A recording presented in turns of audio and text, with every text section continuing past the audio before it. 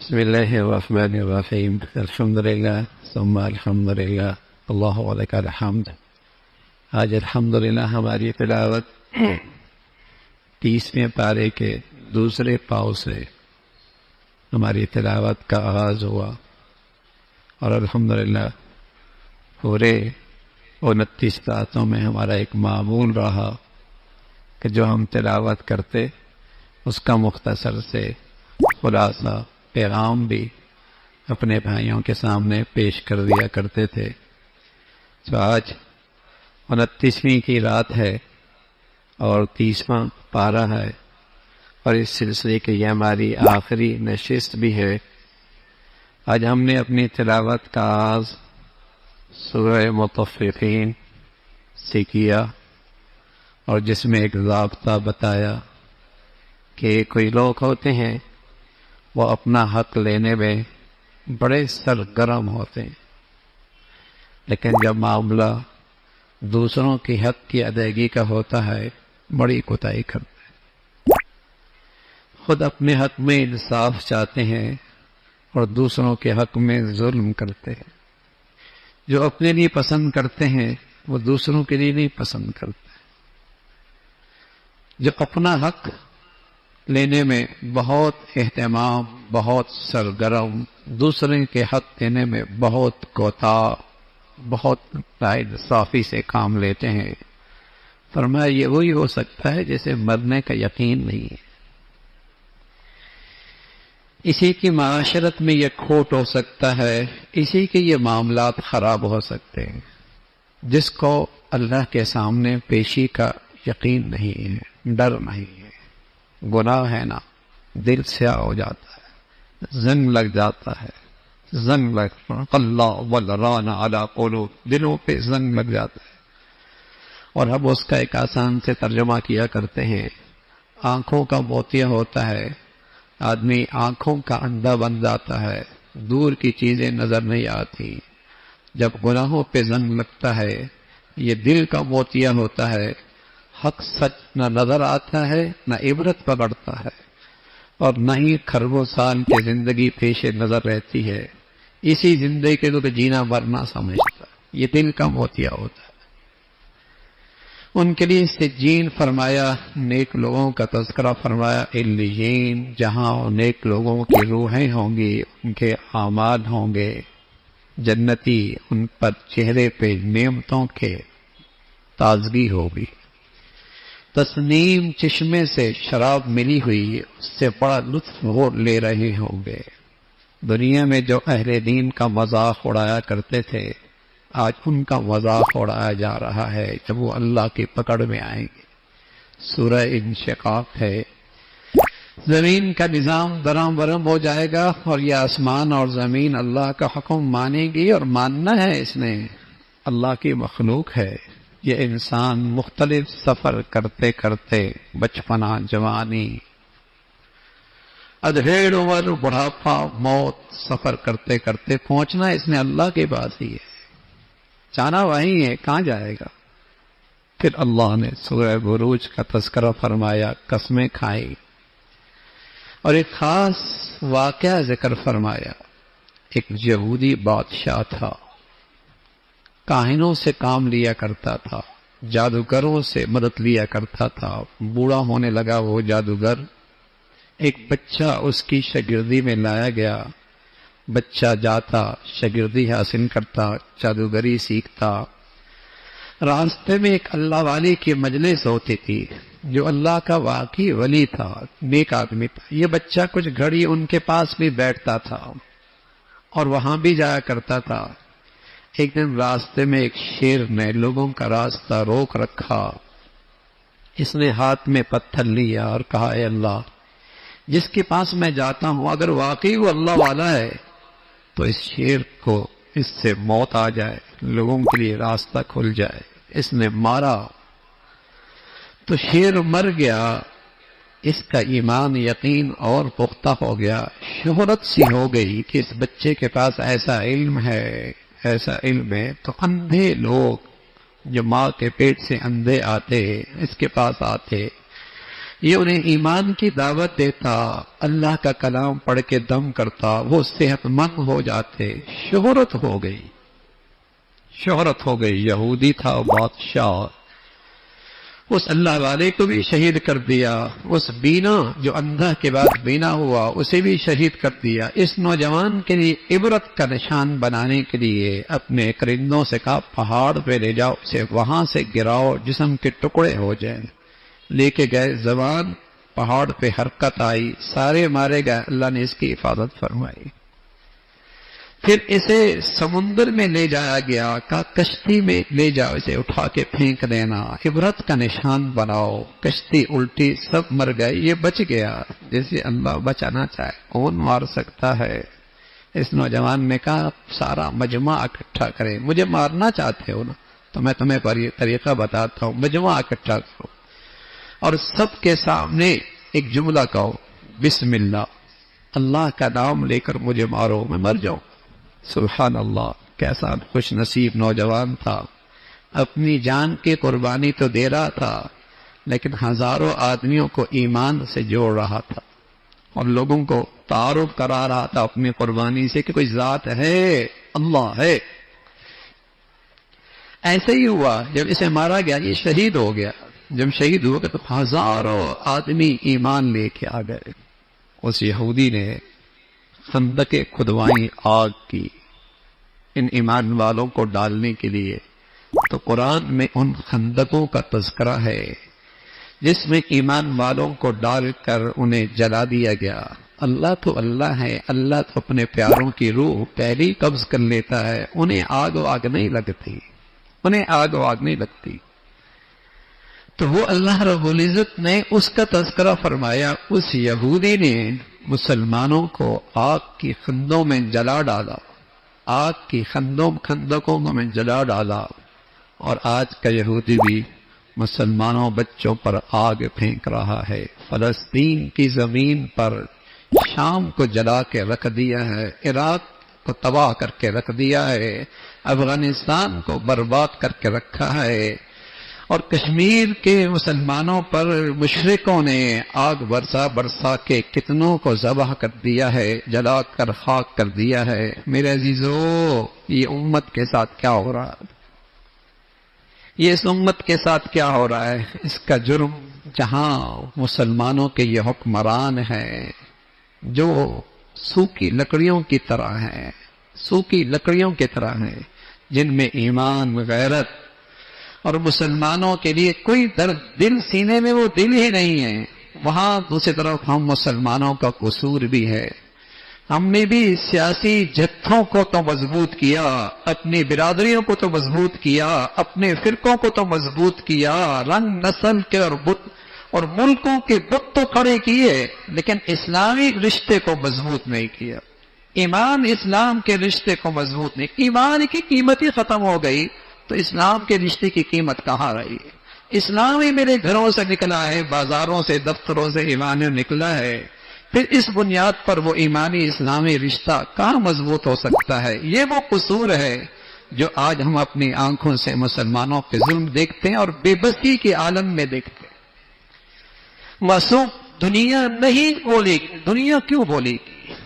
جب ہم خود ہی نہیں بول رہے کون ہمارے حق میں کھڑا ہوگا؟ اور آج کوئی کفر کا کرندہ مر جائے ساری دنیا کھڑی ہو جاتی، دہشت گردی ہو گئی ہے، اور اتنے بڑے دہشت گرد ہیں۔ رمضان کی مقدس گھڑیوں میں غزہ کی پٹی خون و خون ہے، مسجد اقصی پر خون و خون ہے، لیکن مسلمان ہے۔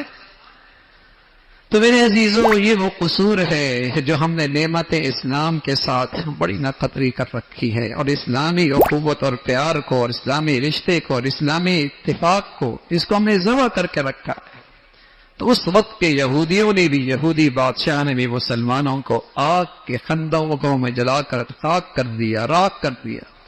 لیکن اللہ کہہ رہا یہ تو میرے پیارے بندے ہیں، لیکن میں بھی بڑی قدرت رکھنے والا ہوں، اور ان کے عذاب میں اللہ کی پکڑ بھی بڑی سخت ہے۔ ان بطش ربک لشدید، اس کی پکڑ بھی بڑی سخت ہے۔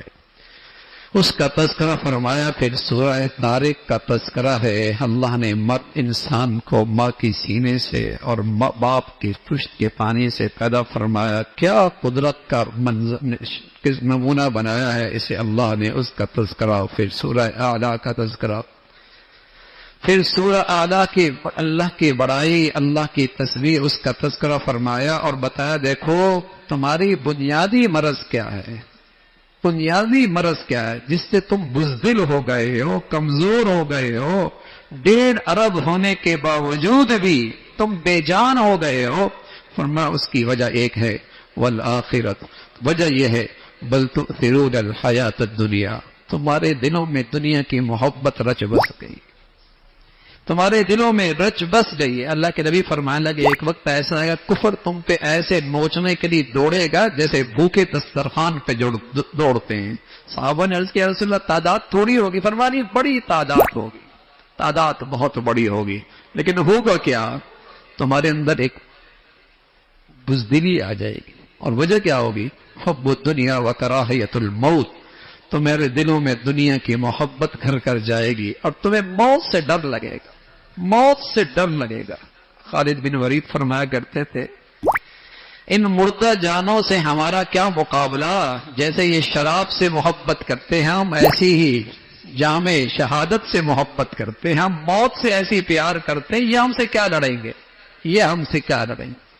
یہ ہے مسلمانوں کی بزدلی اور کمزوری کہ مسلمان دنیا میں رہنا چاہتا ہے، دنیا کا بہنا چاہتا. اس لیے تو خوف زدہ ہے. کافر کا خوف زدہ ہونا تو سمجھ میں آتا ہے، مسلمان کا خوف زدہ کہاں سمجھ میں آتا. مسلمان کیوں خوف زدہ ہے؟ دنیا کی محبت رچ بس گئی ہے. اللہ نے یہ مرض کی تشخیص فرمائی ہے بل تؤثرون الحیات الدنیا. دنیا تمہاری نظر میں بڑی چیز ہے، حالانکہ حقیقت کیا ہے؟ والآخرۃ خیر وابقیٰ. کل کے کیریئر ہے میاں، کل کی زندگی ہے، وہ بڑھیا ہے، وہ پائیدار ہے. بڑھیا بھی ہے، پائیدار بھی ہے، جینا بھی ہے، ہمیشہ کے بھی ہے، صحت بھی ہے، ہمیشہ کی ہے، حسن بھی ہے، ہمیشہ کا ہے، نیند تو بھی ہے تو بہت بڑھیا ہے. سب سے بڑی بات موت کو موت ہے، وہاں زندگی ہی زندگی ہے. والآخرۃ خیر وابقیٰ. یہ وہ مضمون ہے جو اللہ نے سارے آسمانی مضامین صحیفوں کے اندر پیش کیا ہے، بیان کیا ہے. اور پھر فرمایا ایک دن آنے والا ہے سب اندھیرا چھا جائے گا. نافرمانوں کی ساری محنت، شرک اور کفر کے ساتھ آنے والوں کی ساری محنت ضائع ہو جائے گی، چہرے سیاہ ہوں گے. اور نیکوکاروں کی اللہ رب العزت خوب قدردانی کریں گے. اس کا تذکرہ فرمایا. پھر اللہ کی قدرت دیکھو نا، اونٹ دیکھو کیسی اللہ نے مخلوق بنائی ہے. آسمان دیکھو نا، اس کی بلندیاں نہ پھٹن نہ اس کے اندر کوئی پرانا پن. اس کا تذکرہ فرمایا. پھر سورہ فجر ہے، فجر کے اندر سورہ فجر میں قسمیں ہیں. آخری عشرہ ذی الحجہ کی 10 دنوں کی فضیلت کا تذکرہ فرمایا. قوم عاد، قوم سمود کی ہلاکت. بڑی بڑی قومیں پہاڑوں کو تراش کے محل بنایا کرتی تھی، لیکن جب اللہ کے نظام کے مقابلے پہ آئیں گی تو پاش پاش ہو گئی. جب اللہ کے نظام کے مقابلے میں آئی ٹکڑے ٹکڑے ہو گئی. فرعون ایسا ظالم تھا، کیلوں والا فرعون، کیلوں والا. وہ جب سزا دیتا تو ہاتھوں پہ کیلے گاڑ دیا کرتا تھا، پاؤں پہ کیلے گاڑ دیا کرتا تھا. اللہ رب العزت نے اس کی پکڑ فرمائی. فرمایا بڑا متکبر تھا، بڑا متکبر تھا. انجام دیکھو کیسا ہوا. پھر اللہ نے ان کی مذمت فرمائی جو دوسروں کا ناحق مال کھاتے ہیں. ایک دن آنے والا ہے سب صف باندھ کے اللہ کے سامنے سب کی پیشی ہوگی، جہنم کے قریب ہوں گے. ہاں اللہ اپنے پیاروں کو یوں بلائے گا، یہ راستہ بند کر دو، یہاں سے کوئی نہ آئے. یا ایھا النفس المطمئنہ، یوں اللہ رب العزت فرمائیں گے اے اطمینان والے جی، اطمینان والے جیو جو میری عبادت سے اطمینان پاتے ہیں، آؤ آؤ اپنے رب کی طرف. رب بھی تم سے راضی ہے، تم بھی رب سے راضی ہو. بھئی کیا ہے؟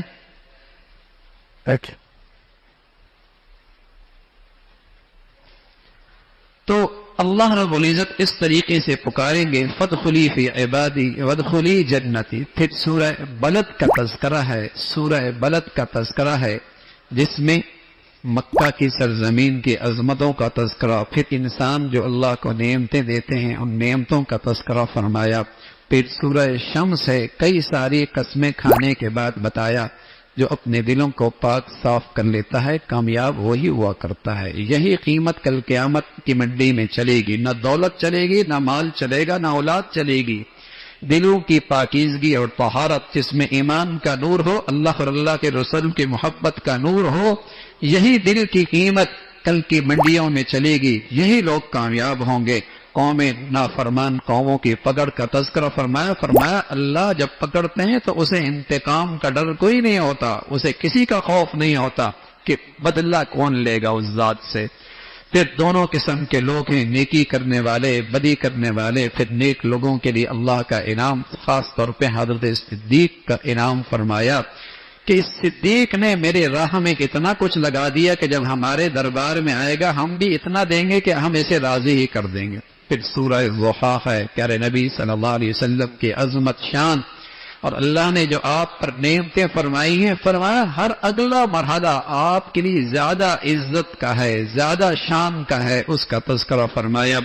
ساری نعمتیں اللہ نے آپ کو عطا فرمائی ہیں، آپ اللہ کی نعمتوں کو بیان کرتے رہا کریں۔ اللہ نے اپنے پیغمبر کا سینہ کھلوایا، اس زمانے کا یہ پہلا آپریشن تھا جو جبرائیل نے کیا تھا، اور اس سینے کے اندر نور بھر دیا تھا، نور بھر دیا تھا، صدر دل سینے کے اندر نور بھر دیا تھا۔ پھر اللہ کے نبی کی دین کی خدمت اور خلوتوں میں پھر اللہ کی یاد، اس کا تذکرہ فرمایا۔ والتین والزیتون وطور سینین وہذا البلد الامین، یہ تین قسمیں کھائی ہیں۔ والتین والزیتون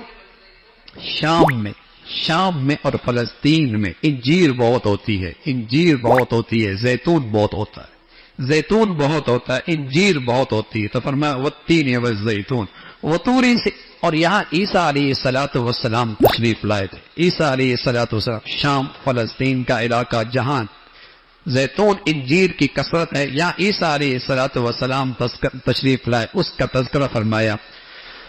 دوسری چیز فرمائی وہ طور سینین، جہاں حضرت موسیٰ علیہ السلام کے پہاڑ پر اللہ نے آپ کو وہاں کتاب دی، نبوت دی۔ تیسری جگہ وہذا البلد الامین، مکہ کی سرزمین جہاں محمد رسول اللہ آخری رسول تشریف لائے۔ ان تینوں جگہوں کا تذکرہ فرما، ایک جگہ عیسیٰ علیہ السلام، ایک جگہ موسیٰ علیہ السلام، اور ایک جگہ پر خاتم النبیین سید الانبیاء محمد رسول اللہ تشریف لائے۔ ان تینوں کی قسمیں کھانے کے بعد فرمایا ان کے تینوں کی کتابوں میں ایک بات موجود ہے، لقد خلقنا الانسان فی احسن تقویم، انسان کو اللہ نے ہم نے خوبصورت شکل میں اللہ نے پیدا فرمایا ہے۔ پھر اس پر مختلف احوال آتے ہیں، بڑھاپا بھی آ جاتا ہے، شکلیں ڈھل جایا کرتی ہیں، حسن چلا جایا کرتا ہے۔ یہ کافر کا تو ہمیشہ کے لیے ڈھل جاتا ہے، لیکن چاہے دنیا میں وہ کتنا ہی خوبصورت ہو، آگ جہنم کی جھلسا دے گی۔ اور جہاں تک تعلق ایمان والے کا ہے، بڑھاپا آتا بھی ہے لیکن اسے ایک یقین ہوتا ہے کہ یہ وقت بہت عارضی ہے، تھوڑا وقت ہے، پھر چہرے کی رونق بڑھے گی، پھر جسم کی قوت بڑھے گی، پھر شباب واپس آئے گا، پھر زندگی کا لطف آئے گا، اس کا تذکرہ فرمایا۔ اور پھر سورہ علق کا تذکرہ ہے، اور یہ سورہ علق کی پہلی 5 آیتیں آسمان سے سب سے پہلی اتری تھیں، اور ایک روایت یہ ہے کہ وہ آج کی رات شب قدر، وہ شب قدر میں سب سے پہلی آیتیں اتری ہیں، قرآن کا نزول ہوا۔ اور ایک یہ بھی ہے کہ پورا کا پورا قرآن آسمان سے زمین عرش اوپر سے، جسے کہیں کہ روح اللہ کے پاس سے اترا آسمانوں پر، پورا کا پورا شب قدر کے اندر اترا، اور اس کی جو پہلی آیتیں ہیں وہ یہ ہیں، اقرأ بسم ربک الذی خلق، خلق الانسان، یہ سب سے پہلی آیتیں۔ ایمان کا حکم بعد میں آیا، نماز کا حکم بعد میں آیا، توحید کا حکم بعد میں آیا، سارے مسائل، سارے عقائد کی تفصیل بعد میں آئی۔ جو سب سے پہلا پیغام اس امت کے لیے آیا وہ ہے اقرأ، پڑھو۔ بتایا اس امت کا تعلق جہالت سے نہیں ہے، اس امت کا تعلق تعلیم سے ہے۔ اور پھر اللہ کریم نے، چونکہ قومیں تعلیم سے بنا کرتی ہیں، قومیں تعلیم سے بنا کرتی ہیں، قومیں درسگاہوں سے بنا کرتی ہیں، قومیں استاد سے بنا کرتی ہیں، قومیں ماؤں کی گودوں میں بنا کرتی ہیں، قومیں تعلیمی اداروں کی چار دیواریوں میں قومیں بنا کرتی ہیں۔ تو فرمایا اقرا، پڑھو پڑھو، اس قوم کا تعلق علم سے ہوگا، اور علم بھی کیسا، نصاب بھی خود دیا ہے، ڈاکٹر بنے، انجینئر بنے، سائنسدان بنے، سیاستدان بنے، تاجر بنے، زارع بنے، لیکن سب سے پہلے اپنے رب کو پہچانتا ہو، اس رب کی بندگی ہو۔ اگر اس تعلیم میں رب کا تعارف اور بندگی نہیں، وہ تعلیم نہیں، تخریب ہے، تخریب ہے، تخریب ہے۔ لوٹنے کے طریقے آئیں گے، کرپشن کے طریقے آئیں گے، دولت کو سمیٹ کر تجوریوں میں بھرنے کے طریقے آئیں گے۔ جتنے پڑھے لکھے ہیں اللہ سے بیزار اور اللہ سے دور ہیں، وہ کیا ہوا؟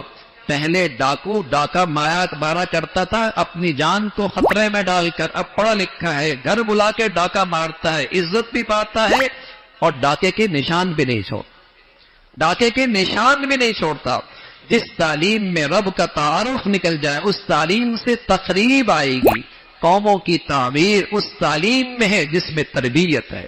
قوموں کی، ہمارا مسئلہ تعلیم نہیں ہے، ہمارا مسئلہ تعلیم کے ساتھ تربیت ہے۔ ڈگریوں والے تو بگاڑ پیدا کرتے ہیں۔ کیا جنگلوں سے لوگ آتے ہیں؟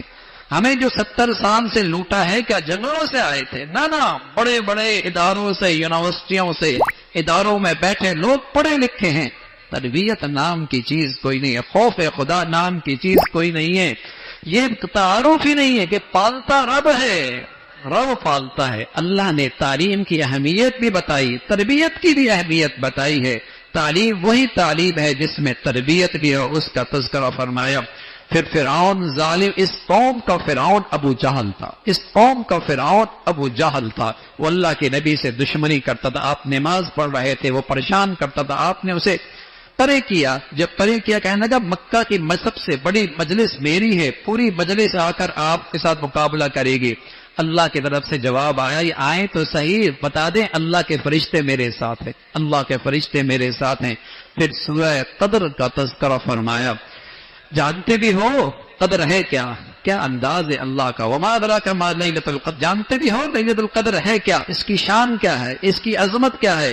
لیلۃ القدر خیر من الف شہر، یہ ایک مہینے کی عبادت 80 83 84 سال سے عبادت سے زیادہ ہے۔ 1000 مہینے کوئی شخص دن رات عبادت کرے، اتنی عبادت ایک رات میں اس امت کو نصیب ہو سکتی ہے۔ پیارے نبی کے صدقے، پیارے نبی کے صدقے اس امت کو ایک رات میں وہ عبادت نصیب ہو سکتی ہے۔ کیا کچھ نہیں دے گئے اس امت کو پیارا نبی، اور کیا کچھ نہیں دلا کر گئے اس امت کے لیے اللہ کا پیغمبر۔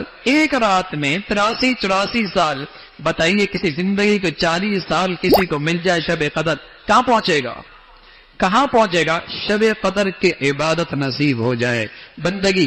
فرشتے آتے ہیں، فرشتے اس رات کو اترتے ہیں، دو کام کرتے ہیں۔ ایک تو جو اللہ کی عبادت کر رہا ہوتا ہے اس کے لیے دعائیں رحمت کرتے ہیں، اس کے لیے وہ دعائیں رحمت کرتے ہیں، اور دوسرا وہ پورے سال کے تقدیر کے فیصلے لے آتے ہیں زمین پر، پھر اپنے اپنے وقت پر اس کی تعمیل کرتے ہیں۔ پورے سال کے تقدیر کے فیصلے لے آتے ہیں اور پھر اپنے اپنے وقت پر اس کی، جسے کہیں کہ تعمیل کرتے رہتے ہیں۔ اور جو بھی اس رات عبادت کر رہا ہوتا ہے اس کی عبادت پر اس کے لیے دعائیں رحمت کر رہے ہوتے ہیں۔ اور بعض خوش نصیبوں سے تو فرشتے سلام بھی کرتے ہیں، اور اس سلام کا اثر کیا ہوتا ہے، اس سلام کا اثر کیا ہوتا ہے؟ دل میں رقت آ جاتی ہے، دل میں رقت آ جاتی ہے، دل میں رقت آ جاتی ہے، اندر سے رونے کا عبادت کرتا دل کرتا ہے، اللہ کی عبادت کا شوق اور بڑھ جاتا ہے۔ یہ علامت ہوتی ہے کہ اللہ کے فرشتے اس کے پاس آئے ہیں۔ پھر سورہ بینہ کا تذکرہ ہے، مشرکوں کی مذمت ہے، پھر نیک اور بد کا تذکرہ فرمایا۔ بد آدمی جس کے زندگی میں ایمان نہیں نا، وہی تو روئے زمین کی سب سے بدترین مخلوق ہے۔ اولئک ھم شر البریہ، سب سے بدترین مخلوق وہ ہے جو اللہ کی ذات پہ ایمان اور یقین سے محروم ہے۔ اور اس کے مقابلے میں فرمایا ایمان کی زندگی کسی خوش نصیب کے پاس ہے، کوٹھی میں رہتا ہے یا جھونپڑی میں رہتا ہے، روئے زمین کا بہترین مخلوق ہے، روئے زمین کی بہترین مخلوق ہے، نیکیوں پر ملنے والا سب سے بڑا اجر کہ اللہ اس سے راضی ہو جائے گا، اللہ اس سے راضی ہو جائے گا، اس کا تذکرہ۔ پھر سورہ زلزال کا تذکرہ ہے، زمین کے سارے خزانے اوپر آ جائیں گے، دیکھو میاں جس سے جھگڑا کرتے تھے آج کوئی اسے اٹھانے والا نہیں، قیامت کے دن سب کچھ اوپر آ جائے گا، اور جس زمین کے ٹکڑے پہ جو کچھ ہوگا وہ بیان کرے گی، وہ بیان کرے گی تجھے کیا ہوا، تو سب خزانے آگ اوپر لے آئی، فرمایا اس ذات کا حکم ہے جس کی میں مخلوق ہوں، جس کی میں تحت ہے، اس ذات کا حکم ہے۔ پھر عادیات کا تذکرہ ہے، گھوڑے کتنے فرما بردار ہیں، اگر کوئی شخص گھوڑے پہ سوار ہو کے میدان جنگ میں آتا ہے تو وہ اپنے مالک کا اتنا فرما بردار ہے کہ وہاں ٹانگیں بھی کٹ رہی ہوتی ہیں، گردنیں بھی کٹ رہی ہوتی ہیں، گھوڑے زخم بھی ہو رہے ہوتے ہیں، لیکن اپنے مالک کی اطاعت میں اس خطرات میں کود پڑتا ہے۔ لیکن یہ انسان بڑا ناشکر ہے، اللہ کہتا ہے انسان بڑا ناشکر ہے، اسی کی نعمتیں کھاتا ہے لیکن اس کی اطاعت نہیں کرتا، اس کی فرما برداری نہیں کرتا، مال کی محبت میں بہت آگے نکل گیا، مال کی محبت میں بہت آگے نکل گیا ہے۔ پھر سورہ قاریہ کا تذکرہ ہے، نیکی اور بدی کا وزن ہونے والا ہے، خوش نصیب لوگ جن کے نیکیوں کا پلڑا بھاری ہوگا خوشی کی زندگی میں ہوں گے، اور بد نصیب جن کے گناہوں کا پلڑا بھاری ہوگا ان کے لیے دیکھتی ہوئی آگے ہوگی۔ فرمایا کب تک غافل رہو گے بھائی اس مولا سے، کب تک آخرت کو بھلائے بیٹھو گے؟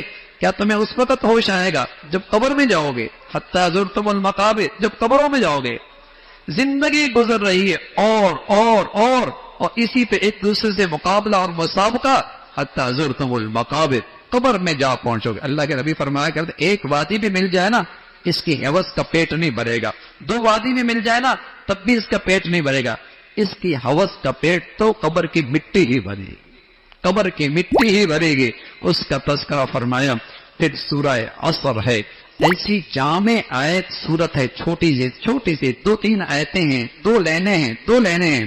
امام شافعی رحمۃ اللہ علیہ فرمایا کرتے تھے پورا قرآن نبی آتا ایک صورت آتی، اور اس صورت میں تدبر اور غور کوئی مسلمان کرتا تو نجات کے لیے ایک صورت ہی کافی تھی، ایسا جامع مضمون ہے۔ فرمایا سارا انسان گھاٹے میں ہے۔ پہلی بات تو یوں کہ والعصر، عصر کی قسم، عصر کا وقت میں کیا ہوتا ہے؟ عصر کا وقت ہوتا ہے شام ڈھلنے کو ہے، سورج غروب ہونے کو ہے۔ پہلی بات تو یہ سمجھا دی، ارے تمہاری زندگی کی بھی شام ہو گئی ہے بھائی، کسی وقت بھی سورج غروب ہو سکتا ہے، تمہاری زندگی کی بھی شام ہو گئی ہے، کسی وقت بھی سورج غروب ہو سکتا ہے۔ والعصر، قسم ہے عصر کی، اور پھر بتایا انسان سارے کے سارے گھاٹے میں ہے، نہ دیکھنا دولت، نہ دیکھنا عہدے، نہ دیکھنا منصب، نہ دیکھنا دنیا کی چمک دمک، اللہ کہہ رہا ہے سب خسارے میں۔ خسارے سے باہر کون ہے؟ جس کی زندگی ایمان کے مطابق ہے، بس جس کی زندگی ایمان کے مطابق، جس کی زندگی میں ایمان کے تقاضے پورے ہو رہے ہیں، وہ خسارے سے فارغ بچا ہے۔ اور صرف اپنی دینداری کافی نہیں میاں، صرف اپنی دینداری کافی نہیں، جہاں جہاں اس کا اختیار چلتا ہے ان کو دین پہ لے کے آنا اس کے فرائض میں داخل ہے۔ جو جو اس کے ماتحت ہیں، جہاں جہاں اس کا آرڈر اثر و رسوخ چلتا ہے ان کو دینداری پہ لے کے آنا اس کی ذمہ داری ہے۔ ناگواریوں پہ ایک دوسرے کے صبر کی تلقین کرنا، اور پھر ان کی مذمت فرمائی جو چغل خیر ہیں، عیب جوئی کرنے والے ہیں، مال کی محبت میں ایسے ہیں کہ اکٹھے کر رہے ہیں، ایسا اکٹھا کر رہے ہیں جیسے یہ مال انہیں ہمیشہ زندگی دے دے گا، مال جیسے ہمیشہ زندگی دے دے گا۔ کس نے مال نے کبھی کسی کو زندگی دی ہے میاں؟ فرمایا ایسا جوڑ رہے ہیں جیسے مال انہیں زندگی دے دے گا۔ اللہ کی آگ ہے اور بڑی سخت ہے، وہ جسموں تک نہیں جاتی، وہ کلیجوں تک جاتی ہے، وہ دلوں تک جاتی ہے۔ اور پھر سورہ فیل کا تذکرہ ہے، ابرہا ہاتھیوں کا ایک لشکر لے کے آیا تھا بیت اللہ پہ حملہ آور ہونے کے لیے۔ سنا یمن کا گورنر تھا، سنا کا وہاں کا گورنر تھا ابرہا، وہ ایک لشکر لے کے آیا تھا۔ اللہ نے اس بڑے طاقتور لشکر کو اپنی چھوٹی سی مخلوق سے ایسا پٹوایا کہ وہ ایسے ہو گئے جیسے جانور چارہ کھاتا ہے نا منہ میں، اور اس کے بعد جب پھر باہر پھینکتا ہے تو کیا ہوتا ہے، وہ کیسے ٹکڑے ٹکڑے ہو جاتا ہے۔ اللہ نے اس سارے طاقتور لشکر کو اپنی چھوٹی سے ایک پرندے کے ذریعے ایسا ذلیل کیا، ایسا رسوا کیا، ایسا پٹوایا کہ سب چورا چورا ہو کے رہ گئے۔ سپر طاقت صرف اللہ کی، طاقت کا مرکز صرف اللہ کی ذات ہے، قوت اور طاقت کا مرکز صرف اللہ کی ذات ہے۔ الا لہ الملک، بادشاہت اسی کی ہے، بس وہ چاہ لے بڑا لشکر لے کے آیا۔ اللہ نے کوئی فوج نہیں بنائی، فوج نہیں تیار کی، چھوٹا سا پرندہ چونچ میں، اس نے چونچ میں پتھر کیا رکھا، ایٹم رکھا ہوا تھا، ایٹم، وہ سر پہ لگتا، جسم کو چیرتا ہوا، ہاتھے کو چیرتا ہوا زمین پہ جاتا، اور وہ جب چیرتا ہوا جاتا تو جسم کے ٹکڑے اس سے گرنا شروع ہو جاتے، جسم کے ٹکڑے اس سے گرنا شروع، جسم کے ٹکڑے اس سے گرنا شروع۔ اللہ اللہ ہے، کسی قوم کی بربادی کے لیے اسے لاؤ لشکر کی ضرورت نہیں، بس اس کا ارادہ ہے، اس کا فیصلہ ہے۔ پھر سورہ قریش کا تذکرہ ہے، اللہ کی نعمتیں دیکھو، کیسا تمہیں امن دے دیا، کیسا امن دے دیا۔ اللہ کے نبی صلی اللہ علیہ وسلم کے آنے سے پہلے عرب کا خطہ قتل و غارت کے اماجگاہ تھی، پھر اللہ نے ایمان کی برکت سے وہاں امن دے دیا، اور یمن شام کے سارے سفر پر امن ہو گئے۔ فرمایا جس ذات نے یہ امن دیا پھر اس ذات کا حق ہے نا، اس کی بندگی کرو۔ پھر مذمت فرمائی اور نمازیوں کی جو اپنے نمازیوں میں کوتاہی کرتے ہیں اور بہت معمولی چیزوں کو بھی لینے دینے کے اندر بخیل بنتے ہیں، ان کی مذمت فرمائی۔ پھر پیارے نبی صلی اللہ علیہ وسلم کو جو اللہ نے حوض کوثر دیا ہے، وہاں سے آپ پانی پلائیں گے، اس اعزاز کا تذکرہ ہے، اور فرمایا آپ کے دشمنی تم کٹے ہیں، نسل ان کی ختم ہوگی، نسل ان کی ختم ہوگی۔ پھر سورہ کافرون کا تذکرہ ہے، جس میں پیغام ہے کہ مسلمان اور کافر کے درمیان ایسی مصالحت کی کوئی گنجائش نہیں جس میں مسلمان کو اپنی دینی زندگی سے دستبردار ہونا پڑے۔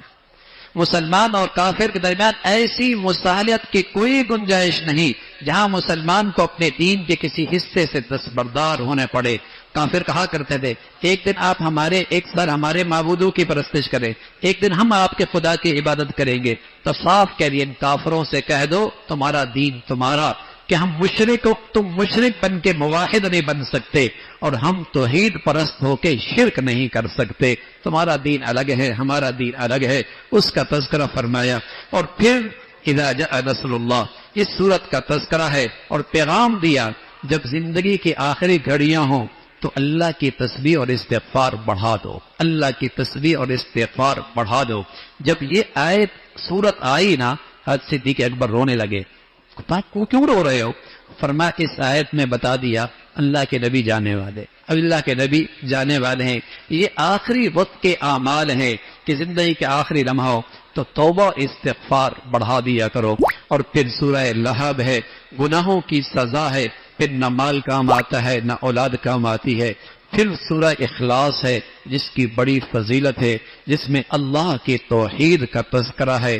وہ کسی کا بیٹا نہیں، کوئی اس کا باپ نہیں، وہ کسی کا والد نہیں، وہ ایسی ذات ہے جو یکتا ہے، ذات صفات میں وہ سب سے بے نیاز ہے، اس کا کوئی ہمسر نہیں۔ پھر سورہ فلق ہے اور سورہ ناس ہے، یہ دو صورتیں 11 آیات تمام آفات کے لیے قلعے کا کام کرتی ہیں، تمام آفات، روحانی، جسمانی، دنیاوی، اخروی، تمام آفات سے حفاظت کے لیے قلعے کا کام کرتی ہیں۔ اور شاید اللہ کے نبی پہ جو تھوڑا بہت جادو کا اثر ہوا تھا، حالانکہ بہت سخت جادو کیا گیا تھا، بہت سخت جادو کیا، یہودیوں نے کیا تھا، یہودیوں نے کیا ہوتا، ایک کنگھی پر کیا تھا، ایک کنویں میں رکھ دیا تھا، اور اس کنویں کا رنگ بھی بدل گیا تھا، کتنا سخت جادو تھا۔ لیکن حضرت عائشہ فرماتی ہے رضی اللہ تعالیٰ عنہ، حضور علیہ الصلوۃ والسلام پر صرف اس پر اتنا اثر ہوا، کوئی چیز رکھتے اور بھول جاتے، بس کوئی چیز رکھتے اور بھول جاتے۔ لیٹی ہوئی آئے جبرائیل امین آئے، اور انہوں نے آ کر سرانے میں ادھر فرشتہ ہے بتایا کہ فلاں نے جادو کیا، اور اتنے گرہیں لگی ہوئی ہیں اور اتنی آیتیں ہیں، ہر ایک آیت پر ایک گرہ کھولی جائے، ہر ایک آیت پر ایک گرہ کھلتی چلی جائے گی۔ اور یوں آپ فرمایا کرتے تھے ایسا ہے جیسے میرا جسم کھل گیا ہے۔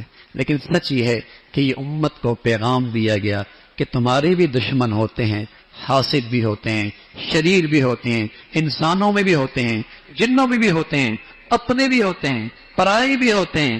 تم کیوں نہ اپنی زندگی کا معمول بنا لو، ان صورتوں کو روزانہ پڑھ لیا کرو. اللہ کے نبی فرمایا، اللہ کے نبی کو جب یہ آیتیں مل گئیں، عائشہ فرماتی ہیں موت تک، دنیا سے جانے تک آپ علیہ الصلوۃ والسلام اور ہم روزانہ ان صورتوں کو رات کو سونے سے پہلے 3 بار پڑھتے اور اپنے ہاتھوں پہ پھونکتے اور پھر پورے جسم پہ مل لیا کرتے، پورے جسم پہ. اور اتنا اہتمام تھا جب آپ مرض الموت میں تھے، یعنی بیماری کا آخری وقت تھا، تب بھی آپ ان صورتوں کے پڑھنے کا اہتمام کرتے تھے. یہ بہت مجرب نسخہ ہے، جو جتنا یقین کے ساتھ پڑھے گا، جتنا یقین سے پڑھے گا، اس کے مبارک اثرات آئیں گے.